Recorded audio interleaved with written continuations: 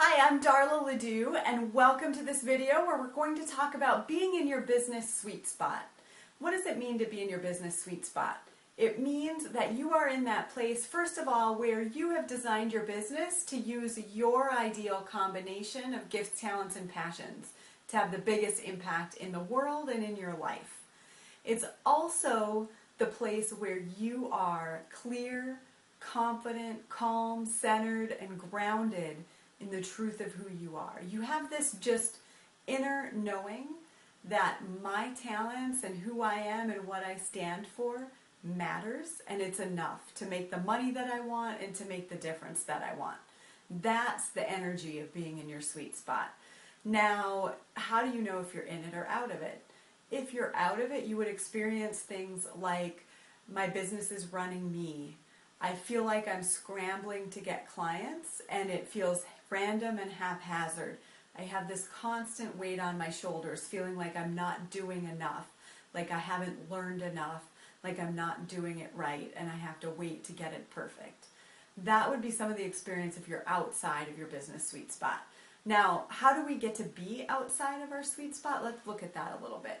So imagine if you're like most of my clients, they are very interested in having a freedom-based business. In other words, they want to be free to spend their time when and how they want and with whom they want. They also want to feel free. They want to feel free to be themselves in their business and really have fun doing it. And so let's imagine you're someone who wants that. And you decide, I'm going to create this freedom business. But I don't know what business I want to be in. I just know I want to be in business. So how do you determine what business you're in? What is your sweet spot business? Well, here's how a lot of people do it. Maybe you take some time and you list out your talents. What am I good at? Let's say this hypothetical person decides they're good at math and science. They are good with people. They love meeting people and building relationships. They're organized. They really get things done. That's a strength of theirs.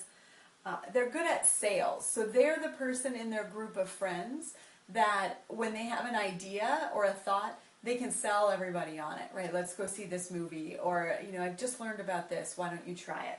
They're good at sales. And they're also good at being supportive. They're that person that people come to uplift them and support them with their issues. So that's a great list of talents, and you can build a lot of businesses with that. Too many, really. So you've got to narrow it down. So let's say this person then decides, I'm going to look at my interests. They're interested in higher education. They have a graduate degree maybe, and they just love school. They love being, they love professors. They love being a student. They thought about being a professor, but realized that lifestyle wasn't really for them, but they love that whole world. They love travel and photography and learning about other cultures. They also love health and nutrition and fitness and all of that. And they have a passion for personal development as well. So this person might take a look at their list and say, okay, what business could I be in? And let's just say they start at the top. They say, I'm good at math and science, and I love higher education. You know what? I'm going to tutor college students in math and science. That'll be my business. And they start that business. And they charge dollars per hour, right? And they have some specific ways that they go about getting some clients. And one of the things they do is they network. And they go networking and they hear a presentation where someone talks about how to make money using a blog.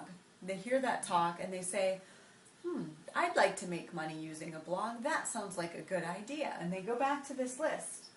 They say, well, I love meeting people and I love travel and photography and culture, so maybe I can combine these things and I'm going to start a travel blog.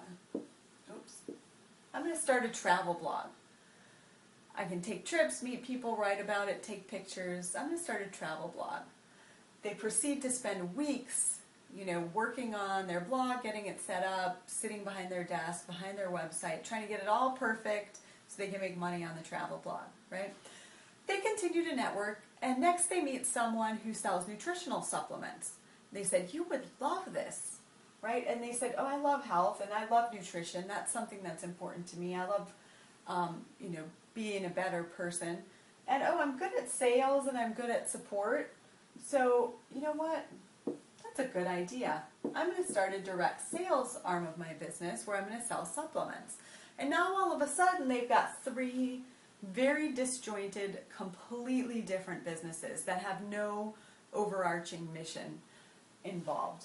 And their day might look like, well, I could go into all the details, right? But they're spending time marketing their tutoring, trying to plan a trip for their blog, and following up with people who bought supplements. Their time is very scattered, and they feel like their business owns them. Now, you may not have a business that looks quite like this, right? This might be an extreme example, but this is how it happens. It's very, little innocent decisions, but maybe you're trying to follow someone else's structure that they've set forth in their business, and it really doesn't work for you. So here's what you need to do. I encourage you to take a look at a couple of things. First of all, I don't want you just to look at your talents, but I want you to look at what you really love to do. So this person, maybe they're good at math and science, but they don't love it, right? Like, I'm really good at math, but I don't love bookkeeping. No, thank you. Right? I don't want you doing those things that you don't love in your business. So to a certain degree, you want to, center your business in that way. You also want to get support in the things that you're not good at. So we'll get rid of this. The next thing this person notices, or the next thing I want you to do, is apply the question, what do I really want my life to look like? What do I really want my life to look like right now? So this person went into business because they wanted to spend more time with their kids while they were young. They wanted to be home. They wanted to work from home. They noticed every time they were going to book travel for the travel blog, they really didn't want to go. Seemed like a nice life in some other world, but it wasn't really what they wanted their life to look like now. So we're going to get rid of this as well. Next, so now they're left with the direct sales business and they're selling supplements. And something about that doesn't jive for them necessarily with their mission. So they believe in the products, and that makes sense to them, but what they see is they sell products to people who don't use them, they don't ever change anything else about their life, and they still feel bad, and it doesn't really make a difference. This is where you want to apply the third question, which is, what is my mission? Right? And here's the cheat sheet. Ask yourself, if I could get every single person in the world to agree with me about one thing and one thing only, what would that be? And that your answer to that is going to be a part of your mission. And if you use that mission in your business, you will never tire of getting out of bed, and it's all going to just click under one umbrella. So let's say this person says, if I could get everyone in the world to agree with me about one thing, it would be that our body is naturally designed to heal itself when we give it what it needs, right? That could be one mission in a business, and that would affect how this person might run their business where they're doing the supplements. And it may also help them to think of other income streams as it relates to that. So now all of a sudden, maybe they do consulting, maybe they do recipe books, maybe they do webinars that relate to taking a stand for that belief that they have. And they start to create multiple streams of income, maybe including the supplements, but all around that mission that matters to them. The next thing they might ask themselves is, who needs me most? And this is where it can get really fun to look at this stuff. Maybe they say, I'm going to start a wellness business that is focused on academia, right? People, professors and graduate students who are not taking care of themselves, and I'm going to make that my mission. So all of a sudden, they can combine some of these things, but they have one mission, multiple streams of income, one mission that they're focusing on, and every decision they make can be about, am I getting closer to my mission being real in the world? It changes everything. So again, you may not end up with 3 businesses like this, but you do want to ask yourself, am I creating the business that comes from my heart, or am I creating the business that other people have suggested for me, that other people, well-intentioned, loving people, have advised me to do? There's 2 reasons why we create businesses other people suggest rather than our own. The first is, and it is not your fault, right? This can happen to anybody, because here's the thing. we are raised in a society where we don't learn to know what we really want, right? We learn to know what our parents want, what our teachers want, what our boss wants. We never learn to know what we really want. So even if we're attempting to create a sweet spot business, it can be really easy to get off track with advice from someone else. So that's the first reason. The second reason we get off track, and this is the tricky one, is when you are in a business that is so close to your heart, that is your mission in the world, it can be really scary.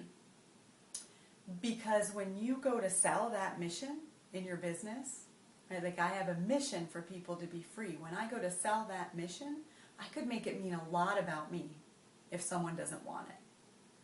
So when you create a business that truly comes from within, not from any other outside source, and you go to sell yourself in your business, there's a lot at stake, right? Or at least we make up that there's a lot at stake. And the truth is, the exact right people will find you.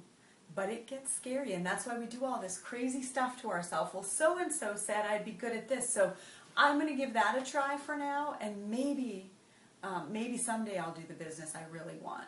And I'm telling you, the business that you really want, the one that's in your heart, it truly is going to make it easier for you to make decisions about how to spend your time, easier for you to know what to offer, know deep down from within what to offer because it matters to you, and it's going to be easier for you to keep getting out of bed in the morning.